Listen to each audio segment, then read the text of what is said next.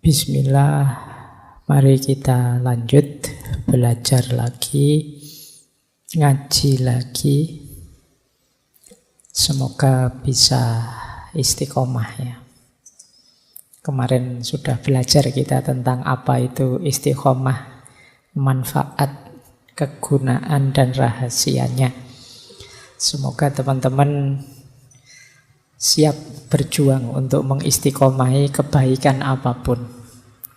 Sebagaimana di sesi istiqomah dulu, orang itu yang mampu istiqomah pada akhirnya menghadirkan ridhonya Allah, membuat dia dekat dengan Allah, dan cirinya yang terutama adalah la khaufun alaihim walahum yahzanun. Tidak mudah sedih, tidak mudah takut. Kalau kita masih gampang sedih, masih gampang takut, kemungkinan kita tidak terlalu dekat sama Allah. Ketika kita tidak terlalu dekat sama Allah, itu kan ada masalah apapun, ada problem apapun, terus kita galau, kita lupa bahwa kita punya Allah. Kita takut hal-hal yang tidak seharusnya ditakuti, kita lupa kalau punya Allah. Kita sedih, entah karena apa, peristiwa apa, kehilangan apa, kekurangan apa, kita lupa bahwa kita punya Allah. Maka cirinya orang yang dekat dengan Allah, yang disebut wali-walinya Allah itu la khaufun alaihim walahum yahzanun. Jalannya antara lain mengistiqomahi kebaikan, sekecil apapun. Baik, bulan ini kita masih belajar tentang filosof masyhur dari Yunani, namanya Sokrates. Sudah 2 sesi kemarin kita mendalami beliau. Malam hari ini kita belajar teknik dakwah, kalau bahasa agamanya ya. Teknik mengajar ala Sokrates. Sokrates ini tidak nulis buku, juga tidak menghadirkan gagasan-gagasan besar yang luar biasa. Jadi kalau teman-teman membaca sejarah-sejarahnya, dialog-dialognya Sokrates, itu akan melihat bahwa apa ya yang luar biasa dari Sokrates itu tidak ketemu, karena dia sendiri ngaku saya itu tidak tahu apa-apa. Dan kesadaran tidak tahu apa-apa ini pada saat itu membuat dia dianggap orang bijaksana. Nah, yang tegas kelihatan keistimewaannya seorang Sokrates adalah dia mampu membuat orang menemukan kebenarannya sendiri. Ini yang luar biasa. Jadi saya sering ngasih teman-teman materi di ngaji filsafat ini, kan saya nyekoi terus teman-teman, ini loh materinya, ini loh. Ini sebenarnya tidak terlalu hebat. Saya tinggal ngambil materi dari buku, dari kitab, dari naskah-naskah, bila perlu dari Google tak transfer ke kalian. Ini simple. Semua orang juga bisa. Kadang-kadang apa gunanya saya ngomong banyak-banyak, wong teman-teman nyari di Google juga sudah banyak. Jadi tidak istimewa. Meskipun budaya monolog semacam ini, tutur-tutur semacam ini, itu kan kalau di kita jadi masterpiece-nya, jadi idolanya. Pokoknya kita nyari guru, kita nyari ustadz, kita nyari penceramah yang paling hebat untuk diberitahu dan kita ikuti. Kalau Sokrates tidak. Jadi dia tidak mencekoi apapun, dia tidak mengajarkan apapun. Yang dia lakukan adalah nuntun orang agar berpikir sendiri sampai nanti dia sendiri yang menemukan kebenaran.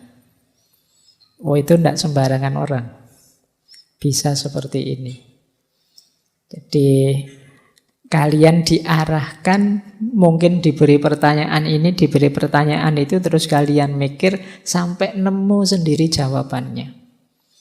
Ini gayanya Sokrates. Makanya Ndak sembarang orang kuat dekat dengan Sokrates. Saya ndak nyamin kalian juga kuat dekat dengan dia. Jadi karena memang gayanya khas. Mungkin kalian kalau ketemu Sokrates nganggep ini orang cerewet banget ya, usil banget ya, julid banget ya, apa-apa ditanyain apa-apa, dinyinyirin apa-apa Tapi justru dengan itu kemudian orang terdorong untuk berpikir. Sampai kemudian menemukan kebenarannya sendiri. Nah, ini gayanya Sokrates. Metodenya nanti dikenal dengan istilah metode dialog. Jadi bagaimana dia ngajak orang berdialog, tidak untuk menegaskan aku yang benar, kamu harus ikut aku. Selama ini kan kalau saya bilang dialog itu kan rasanya kita kayak debat. Bertukar ide tapi bertarung bahwa ideku harus menang. Kalau dialognya Sokrates tidak begitu. Dia membuka diri dan membuka orang lain untuk berpikir sampai nanti bareng-bareng kita menemukan kebenaran atau menyepakati kebenaran. Inilah gaya Sokrates. Nah, malam hari ini kita latihan itu ya. Saya tidak tahu nantinya bisa mempraktekkan atau tidak. Ya paling tidak ngerti ada metode kayak gini. Itu sudah alhamdulillah. Jadi ini mengajarkan metode dialog dengan cara tidak dialog. Dengan cara monolog.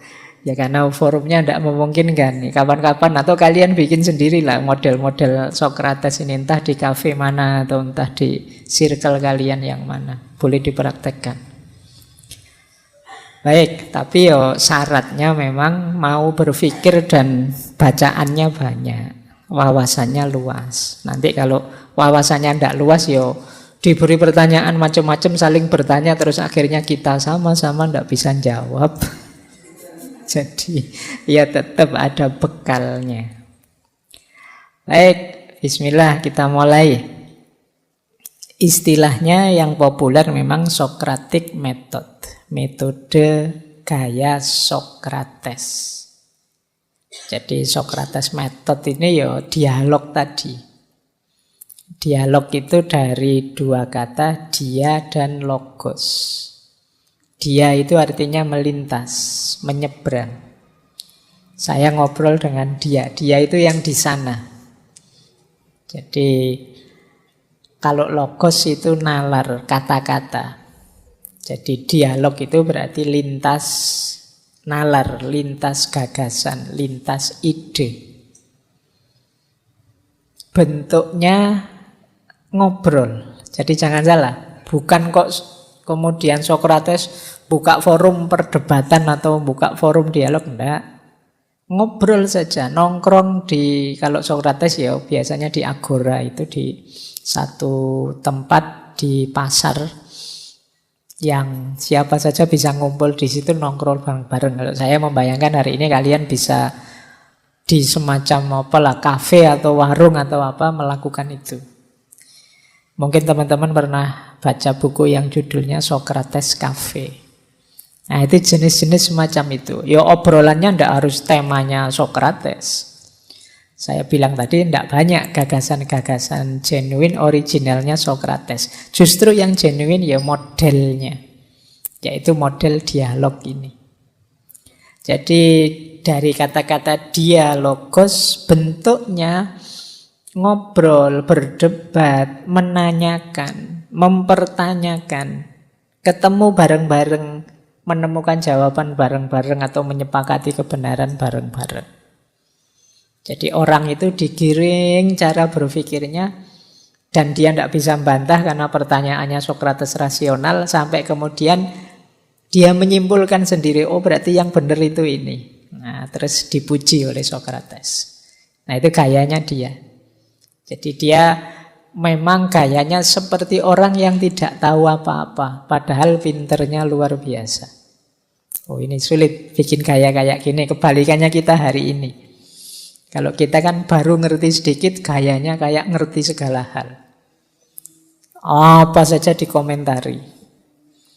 Wong nggak pernah nonton sepak bola aja bisa loh komentar maki-maki sepak bola. Itu kan luar biasa.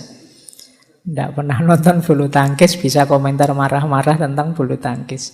Jadi ngerti sedikit merasa tahu banyak hal. Kebalikannya Sokrates, dia ngerti sangat banyak hal tapi gayanya kayak tidak ngerti apa-apa.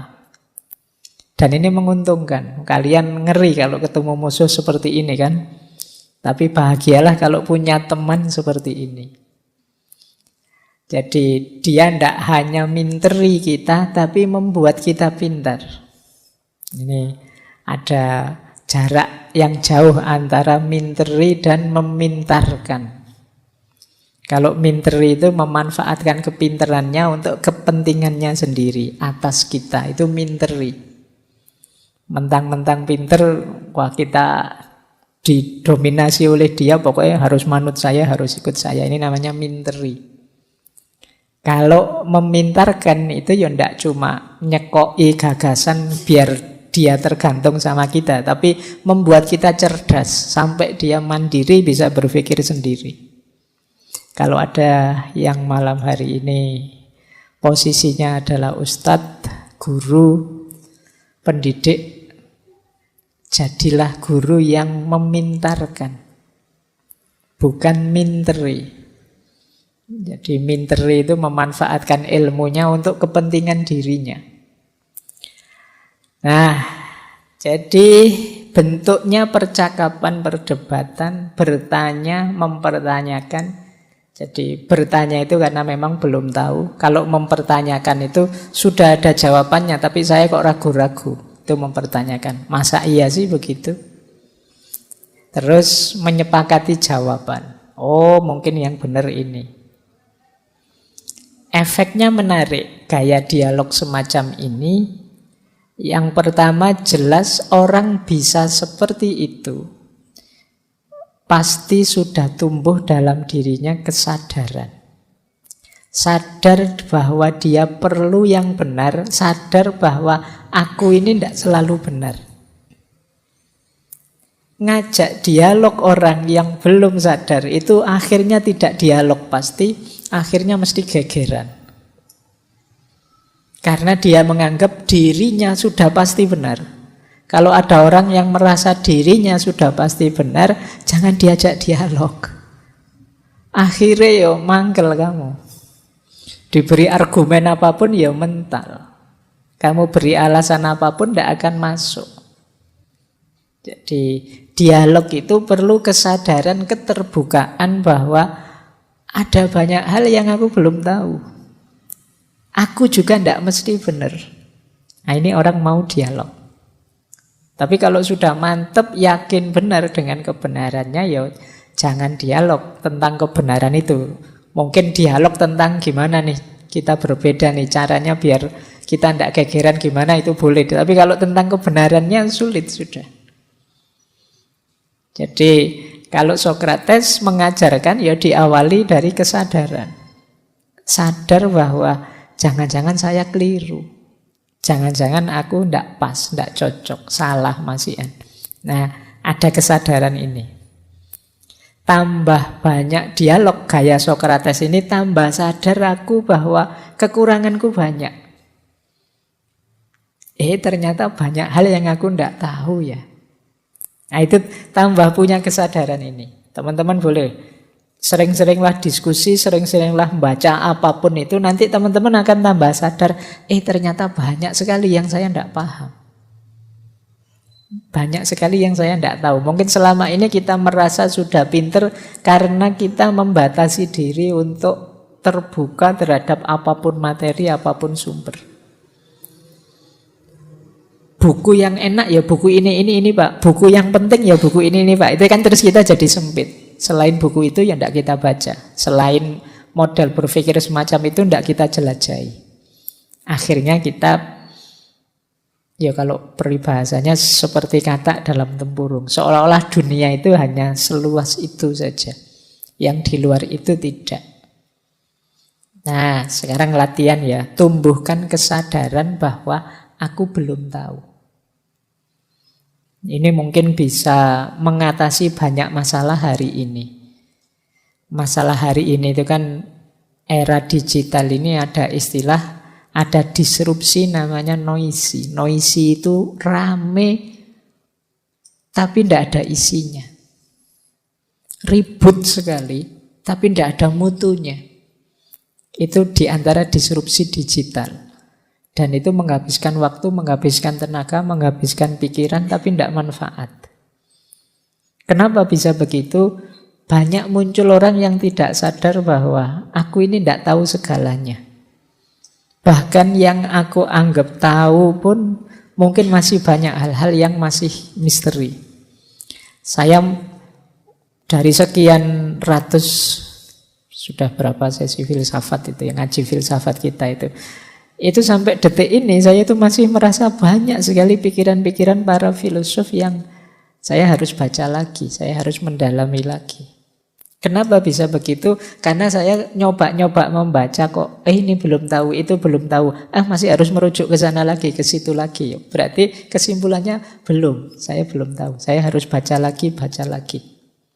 Bahkan mungkin tema tertentu kalau hari ini diulang, saya jamin beda dengan ketika saya menjelaskan di sesi sebelumnya. Kenapa? Sekarang wawasanku tambah. Karena saya baca lagi, baca. Itu pun saya merasa masih belum. Ini masih bisa ditarik ke sana, masih bisa ditarik ke sini. Nah, itu enaknya merasa tidak tahu. Tapi kalau kalian merasa tahu, selesai. Sudah tahu, sudah Pak. Sudah paham, sudah Pak. Selesai kan? Coba kamu jawab belum. Mesti yang belum yang mana, nanti bisa digali lagi. Nah, jadi nanti kalau ada dosen ngajar atau guru mau ngajar terus tanyanya, sudah paham? Jawaban belum.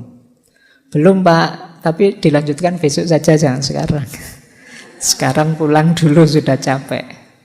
Jadi jangan merasa sudah tahu, jangan merasa sudah paham, biar kamu tidak mandek. Oke. Dan itu dipraktekkan oleh Sokrates dengan metode dialognya. Yang kedua, efeknya jelas. Orang menemukan sendiri kebenaran. Tidak dicekoi, tidak dijejali. Karena dia mikir.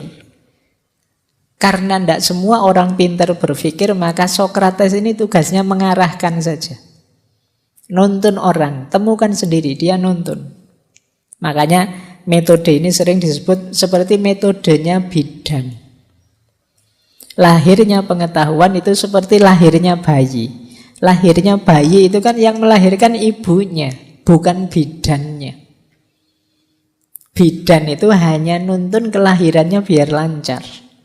Nah, Sokrates ini karena ibunya bidan, itu dia memposisikan diri, tugasku itu hanya seperti bidan saja. Jadi bantu orang melahirkan, menemukan kebenarannya sendiri. Nah, jadi yang kedua ini, sisi pengetahuan yang lahir. Kamu kan lebih bangga kalau kebenarannya kamu temukan sendiri. Kalau sekedar ikut yang disampaikan orang, ya tidak terlalu membanggakan. Kamu misalnya ngomong daki-daki terus temenmu bilang, itu dari Pak Faiz kemarin toh. Itu kamu sudah mengkeret, sudah kan? Iya, bukan dari saya. Tapi coba itu buah pikiranmu sendiri, kamu akan lebih bangga. Dan itu yang dilakukan oleh Sokrates. Makanya sering saya bilang, guru pendidik yang luar biasa itu tidak hanya guru yang bisa memahamkan muridnya atau siswanya, tapi guru yang bisa menginspirasi. Menginspirasi itu melahirkan kebenarannya sendiri. Tidak sekedar menghafalkan dan mengulang saja. Nah, jadi kalian juga kalau ngaji seperti ini ya udah harus kalian hafalkan, kalian telan mentah-mentah. Lakukan penyesuaian, lahirkan kebenaranmu sendiri. Oh, kalau yang seperti itu dalam hidup saya seperti ini, Pak, situasinya. Nah, itu boleh. Namanya kamu terinspirasi, tidak sekedar patuh, ikut dan mengimitasi. Jadi murid yang bisa mengimitasi gurunya itu luar biasa. Tapi lebih luar biasa lagi kalau dia terinspirasi oleh gurunya dan melahirkan hal-hal baru dan besar. Terus asumsinya adalah, itu masih ada ya. Efeknya yang lain itu etika dan edukasi. Tentu saja ini dialog langsung yang memerlukan tata krama. Jadi ketemunya kan bareng-bareng, kemudian berdebat, berdiskusi, ini perlu etik. Jadi selain dapat pengetahuan juga ada pelajaran etik. Bagaimana kita menghargai pendapat orang lain, bagaimana kita ngomong yang tidak menyinggung perasaannya, dan lain sebagainya. Ini yang agak kurang hari ini, kedekatan sosial, pertemuan langsung yang intim, yang intens itu hari ini kan banyak berkurang karena dunia kita banyak di dunia maya. Sehingga banyak orang pinter tapi sisi etiknya luput. Banyak orang luar biasa tapi sisi akhlak dan adabnya meleset. Mungkin karena terlalu sering di dunia maya, masuk ke dunia nyata gagap. Jadi tadi pagi saya dimarahi mahasiswa itu lewat WA. Pak Faiz, saya nunggu Bapak itu sejak jam 9 loh Pak. Ini sudah jam 11. Bapak ada di mana? Ini karena nadanya begitu kan saya harus minta maaf. Wah, mohon maaf sekali wahai mahasiswaku. Jadi oke. Ya enggak salah dia, mungkin memang perlu banyak contoh, perlu banyak tuntunan. Karena mungkin pertemuannya enggak panjang, karena apalagi kemarin ya mungkin mahasiswa angkatan-angkatan pandemi itu kan. Ketika tema-tema dasar tentunya bagian akhlak, adab itu ya disajikan secara online saja. Kuliah online itu kan ya menyesatkan itu kan. Jadi di layar laptop itu mahasiswanya ada sambil senyum gini, tapi kok senyum nggak berhenti-berhenti senyumnya. Iya. Ternyata cuma fotonya dok. Jadi pinter dia, difoto dulu sambil senyum, kayak memperhatikan sambil senyum itu. Ternyata meringis tapi fotonya dok. Nah itu sering kayak gitu. Nah ya etik ya, ketemu langsung lebih mudah, ngasih contoh lebih mudah mengingatkan. Dan tentu saja edukasi. Ada nilai pendidikannya dari gaya dialog ini. Asumsi besarnya apa sih metode dialognya Sokrates ini? Kata Sokrates, setiap orang punya potensi untuk meraih kebenaran dan kebaikan serta mungkin juga salah. Orang itu bisa salah, bisa benar, bisa baik, bisa buruk. Maka jangan hanya dicekoi. Kadang-kadang kalau cuma dicekoi itu khawatirnya konteksnya tidak pas. Situasinya tidak sesuai. Misalnya saya kasih wawasan hidup ini harus, apa wis tema ngaji filsafat, harus ikhlas, harus tanpa pamrih, harus apa. Sementara konteks hidupmu hari ini mungkin belum nyampe level itu. Akhirnya kamu menerapkannya secara tidak pas. Begitu kamu nilaimu jatuh, saya ikhlas kok Pak, semuanya sudah tidak. Nah, itu kan konteks. Kamu hanya menelan saja yang saya sampaikan tanpa melakukan penyesuaian. Kamu tidak membacanya versi dirimu, kamu hanya mengimitasi yang saya sampaikan. Padahal kamu punya potensi untuk menemukan kebenaranmu sendiri. Untuk menemukan kebaikan yang cocok untuk dirimu. Jadi daripada kamu hanya mengimitasi, menghafalkan, ayo kamu kejar sendiri. Gunakan akalmu, pikiranmu. Kalian pasti mampu. Wong Allah memberi fasilitas itu ya untuk semua manusia kok, akal budi itu. Tidak hanya untuk orang tertentu. Hanya saja mungkin ada yang mengasahnya serius, ada yang tidak terlalu serius mengasahnya. Sehingga kapasitasnya berbeda-beda. Kalau kalian mau ya pasti bisa kok. Setiap orang punya potensi, itu bagian dari pemuliaan Allah pada manusia. Itu bagian dari walaqad karramna bani Adam. Dan sungguh telah kami muliakan Bani Adam itu. Jadi semua orang itu berharga, mulia. Punya hak, punya potensi untuk berpikir dan menemukan kebenarannya sendiri. Baik, jadi inilah namanya Socratic Method. metode Sokrates. Kata Plato apa? Ini komentarnya muridnya. Kata Plato, Sokrates itu gurunya mempertanyakan, menguji, meng-cross-check pandangan antar sahabatnya, bukan untuk menyampaikan kebenaran baru pada mereka seperti seorang instruktur, tapi hanya untuk menunjukkan jalan yang mungkin dapat digunakan. Jadi Sokrates itu seperti moderator yang canggih. Jadi kalau sedang di circle-nya, sedang membahas sesuatu, dia yang bertanya, dia yang menguji, dia yang meng-cross-check pandangan yang beredar, dan pelan-pelan semuanya dituntun sampai pada kesimpulan yang tepat, yang disepakati semuanya. Ini kalau bahasa hari ini ya kayak fasilitator atau moderator. Ya, pengalaman saya banyak moderator itu tidak seperti Sokrates ini. Moderator itu kayak MC.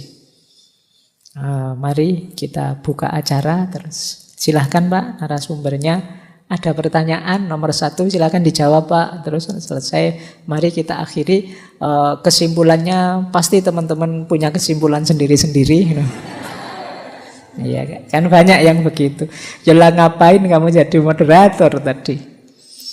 Jadi kalau Sokrates enggak. Kalau Sokrates dia punya gayanya sendiri, menggiring orang untuk nemu kebenaran. Bahkan kalau moderatornya Sokrates, ya nanti narasumbernya diarahkan, diberi pertanyaan macam-macam sampai pada kesimpulan kebenaran.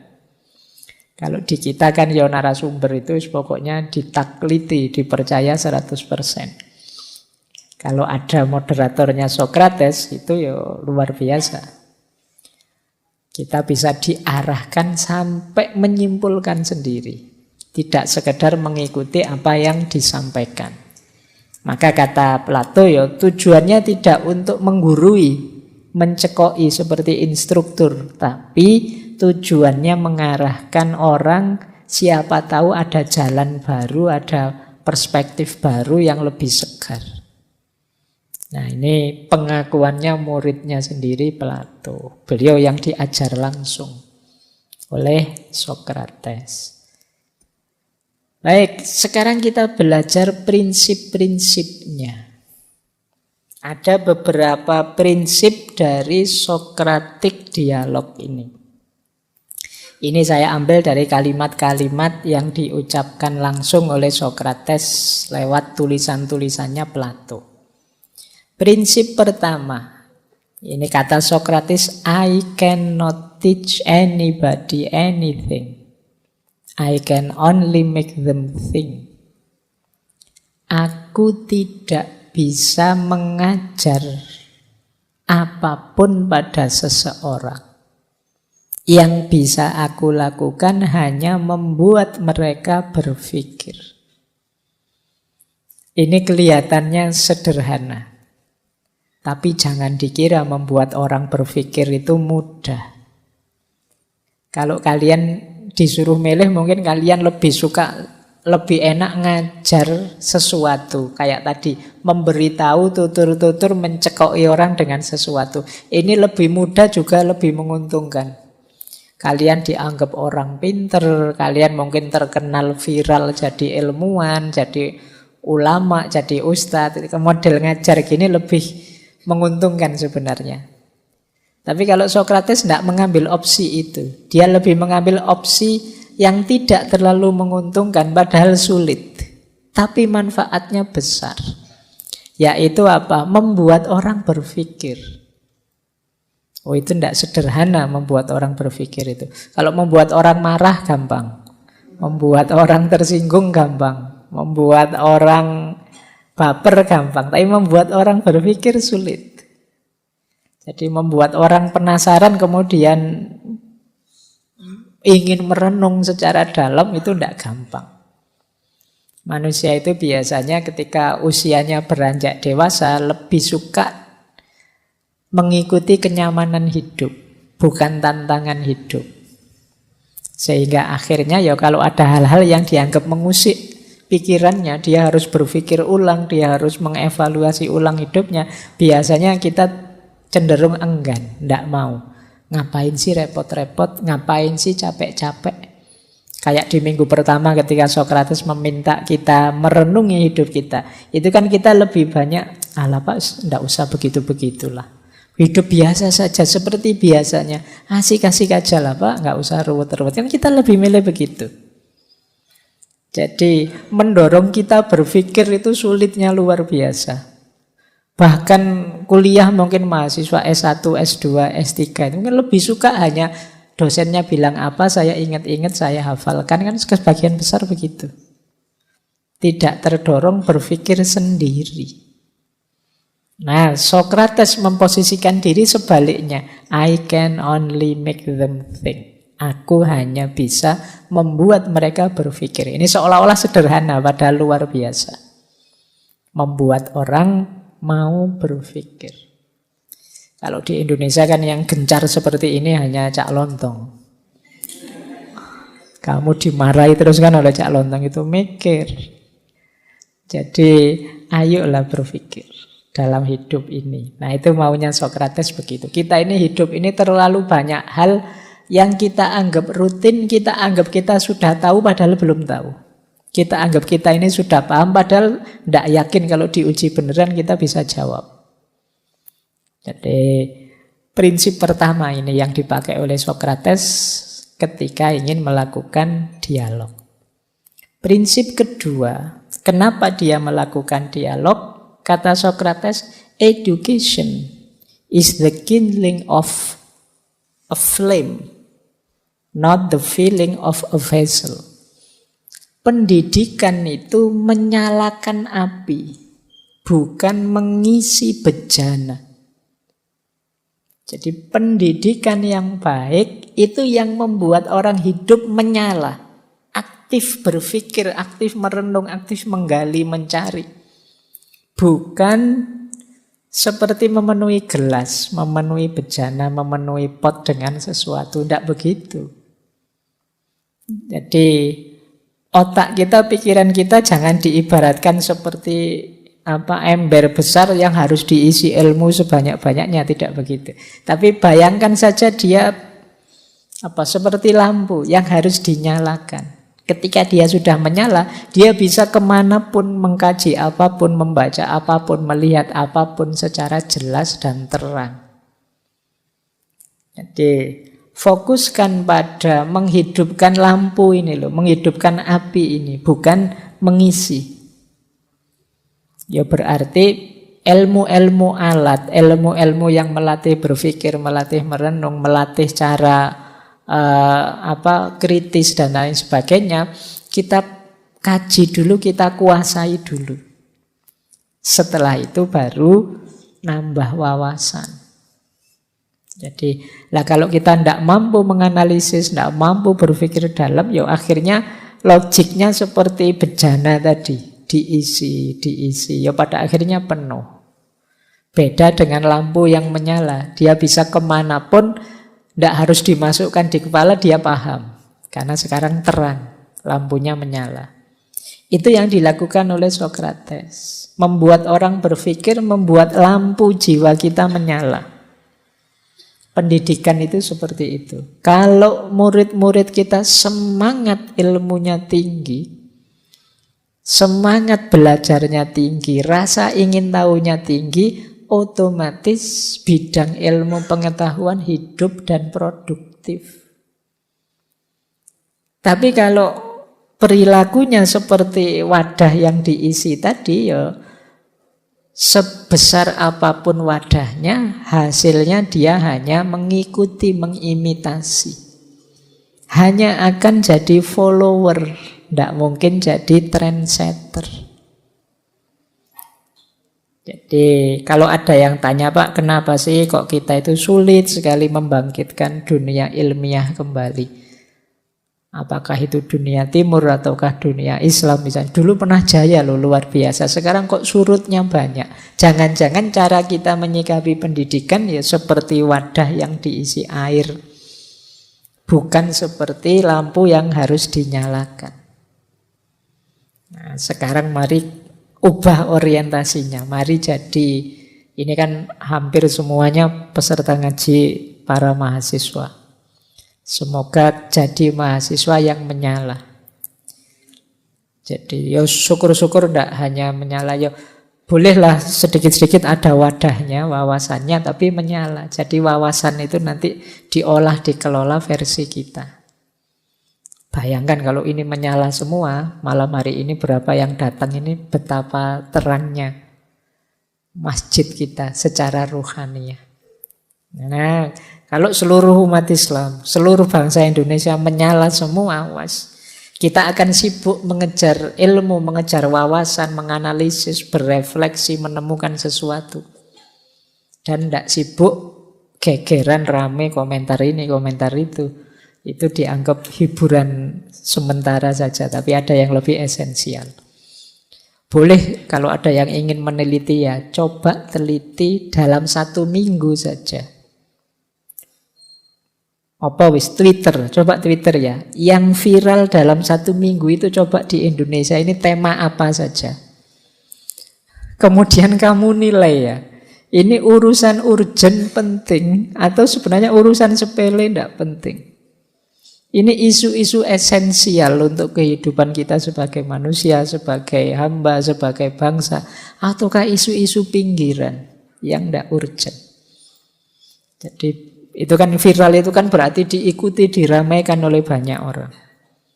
Nah, dari situ akan kelihatan karakter kita. Ya ndak heran kita jadi bangsa seperti ini. Wong yang menyibukkan kita tiap hari hal-hal seperti itu. Nah, boleh kalau ada yang mau neliti. Jadi nulis skripsi apa tesis apa disertasi melihat ini mindset, gaya hidup, gaya pikir bangsa kita. Dari yang viral-viral, kan sekarang lebih mudah parameternya. Oke, baik. Jadi ini ciri kedua, prinsip kedua. Prinsip ketiga. Wah, ini agak kecampur tulisannya. Tidak apa-apa ya, saya bacakan saja nanti di rekamannya biar diedit. Ini tentang temanya. Sokrates bilang, yang mau memfoto tulisannya nyampur. Ini tidak trik ya, memang kebetulan begitu. Karena laptop saya lebih canggih dari yang di sini, jadi begitu masuk sini jadi geser. Baik, kata Sokrates, ini orang banyak kemudian bilang ini kata Plato ya, karena memang Sokrates itu bicaranya di buku-bukunya Plato, kitab-kitab dialognya Plato. Plato itu tidak pernah cerita mengajar tentang dirinya, tapi dia menyampaikan pelajaran gurunya. Kata Sokrates, strong mind discuss ideas. Average mind discuss event. Weak mind discuss people. Orang yang kuat pikirannya biasanya lebih suka, lebih sibuk mendiskusikan ide-ide, gagasan-gagasan. Orang yang pikirannya rata-rata, ya sederhana lah, tidak terlalu tinggi, tidak terlalu rendah, itu biasanya senang membahas, mendiskusikan peristiwa-peristiwa. Kejadian ini, kejadian itu, polisi bunuh polisi, sepak bola kalah, dan lain sebagainya. Average mind. Ada lagi weak mind, pikiran yang lemah, discuss people, ngomongin orang, gosip, gibah. Ada yang lebih ngeri lagi, fitnah. Nah, itu ciri-ciri weak mind. Jadi menyerang orang, merendahkan orang, ngomong jeleknya orang. Ini level pikiran yang rendah. Kalau level pikiran rata-rata itu ngomong peristiwanya. Kalau pikiran yang kuat itu yang dibahas ide-ide, gagasan-gagasan, kreativitas dalam ilmu. Nah, ini lanjutannya penelitian tadi ya. Kamu kira-kira bangsa kita itu level mainnya ada di mana? Termasuk weak mind, average mind, atau strong mind. Pikiran yang kuat atau rata-rata saja. Atau kalian sendiri coba kamu baca WA-mu seharian ini. Ada ndak yang bahas ide atau gagasan? Wah, kita mendiskusikan filsafat ini, ono nggak sih ngono? Atau peristiwa? Ada kecelakaan nah, itu peristiwa yang dibahas. Ada demo di sana, ada itu peristiwa. Atau bahas orang. Jadi orangnya yang dibahas. Seandainya bukan orang lain, ya dirimu sendiri. Aku sedang ngaji nih, aku sedang itu nih, orangnya yang dibahas. Nah, kalau di dialognya Socrates, temanya tema dalam, tema tinggi, maka tema ideas. Nanti di Socrates itu kalau teman-teman baca, saya sayangnya tidak bisa mengambil banyak contoh. Nanti kita lihat satu apa dua saja. Yang dibahas ide, keadilan itu apa, cinta yang sejati itu apa, dan seterusnya. Itu ide namanya. Tidak orangnya, bahkan juga bukan peristiwanya. Tapi idenya, kalau bahasa filsafat Islam itu apa? Hikmahnya. Dari peristiwa ini, orang ini kita bisa mengambil hikmah apa? Yang dari situ kira-kira bisa tidak lahir ide baru, gagasan baru, pengetahuan baru. Apakah itu tentang kemanusiaan atau tentang kehambaan. Nah, ini orang strong mind namanya. Wah, dari peristiwa ini kita bisa mengambil pelajaran. Yang pertama, manusia itu memang tidak ada yang sempurna misalnya. Yang kedua, kita ngambil pelajaran bahwa kadang-kadang yang dikatakan orang menyakitkan, tapi justru dari situ manfaatnya besar. Ini namanya ideas, bukan orangnya, bahkan bukan peristiwanya, tapi hikmahnya. Ini menarik, nanti disambungkan dengan pandangan religius bahwa apapun yang terjadi di sekeliling kita itu, mari kita ubah wujudnya dari peristiwa, dari orang menjadi ide atau gagasan atau hikmah. Semuanya adalah ayat-ayat Allah. Jadi kalau kita melihat apapun, kita kasih perspektif hikmah.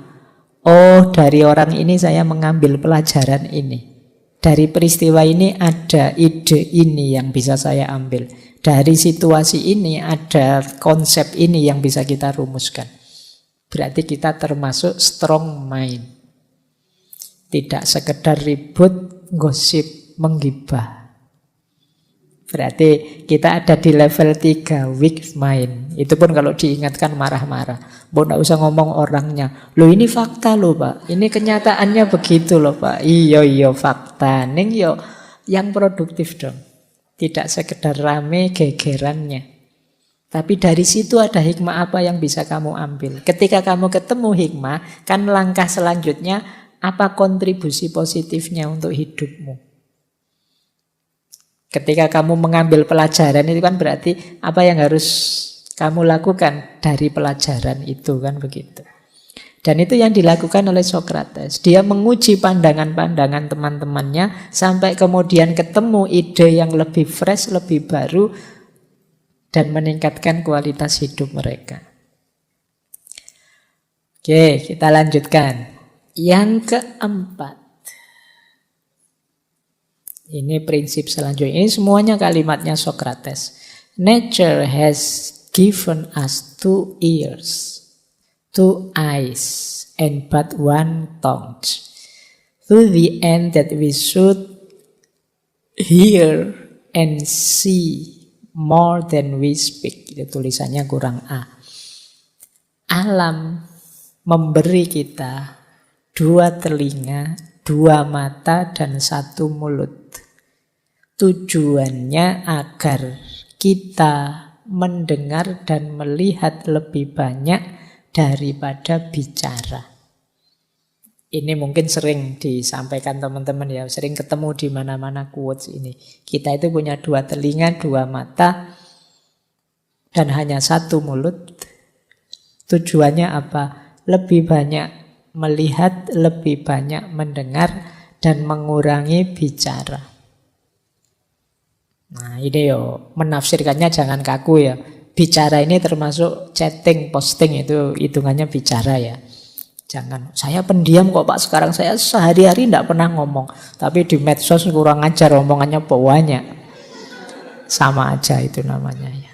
Jadi tidak hanya lidah tapi juga jempol. Berarti apa?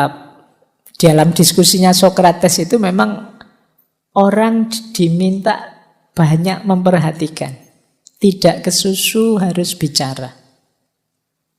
Jadi nanti ada normanya dalam diskusi Sokrates itu gantian kalau ngomong. Jangan rebutan. Nah, kadang-kadang kan kita ini karena merasa sudah benar duluan, panas kita kalau ada orang beda, pengen kesusu motong ngomongannya, pengen kesusu jegal dia, biar dia tidak kelihatan benar, biar aku saja yang kelihatan benar. Nah ini tidak sehat, situasi dialog seperti itu. Nah, nanti kalau kalian, sopo ngerti ada yang jadi moderator atau yang jadi hostnya debat, kan nanti tahun depan mungkin banyak acara-acara debat itu. Coba nanti ingatkan audiennya ya, bahwa kita ini punya 2 mata dan 2 telinga serta 1 mulut. Tujuannya lebih banyak melihat dan mendengar, memperhatikan daripada ngomong. Jadi yang ngomong gantian satu-satu, jangan rebutan. Yang lain perhatikan benar. Karena biasanya orang itu pinginnya tampil terus, pingin ngomong terus, pingin kebenarannya didengar terus, tapi dia tidak tahan mendengarkan kebenarannya orang. Kan banyak itu momen-momen diskusi yang ketika lawan diskusinya ngomong, dia ingin motong terus. Dia tidak kuat mendengarkan orang lain beda pendapat dengan dia. Jadi jangan-jangan dia khawatir kalau dia ngomongnya tuntas, aku kalah, kebenaranku terus gagal. Nah itu yang dibenci oleh Sokrates. Ya kebenaran itu ya nanti kalau memang ada yang paling benar, ya itu yang disepakati bersama. Bukan kok ada di kubu